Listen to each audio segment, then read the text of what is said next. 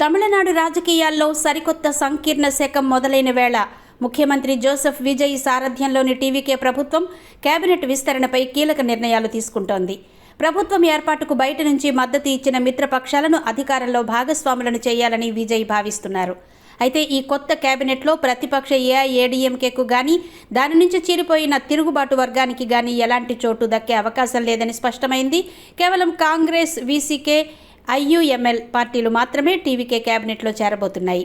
CM Vijay ఆలోచనల ప్రకారం లౌకిక భావాలు గల మిత్రపక్షాలన్నీ కేబినెట్లో భాగం కావాలని కోరుకుంటున్నట్టు ఆయన తెలిపారు.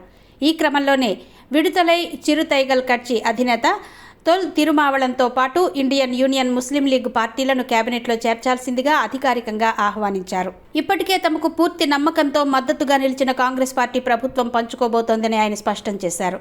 అయితే అసెంబ్లీ విశ్వాస పరీక్షలో ఏఐఏడీఎంకేకు చెందిన 25 మంది తిరుగుబాటు ఎమ్మెల్యేలు సివి షణ్ముగం నాయకత్వంలో విజయ్ ప్రభుత్వానికి అనుకూలంగా ఓటు వేసిన సంగతి తెలిసిందే.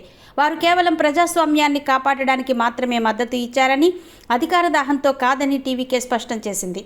సిపిఎం, సిపిఐ వంటి లెఫ్ట్ పార్టీలు ప్రభుత్వానికి వెలుపలి నుంచి మద్దతు కొనసాగించే సంప్రదాయాన్ని గౌరవిస్తూనే కాంగ్రెస్, వీసీకే, ఐయుఎంఎల్లను కేబినెట్ విస్తరణ ద్వారా విజయ్ తన ప్రభుత్వంలోకి తీసుకోబోతున్నారు. ఈ మేరకు అధికారిక మంత్రివర్గ విస్తరణ ప్రకటన త్వరలోనే వెలువడనుంది.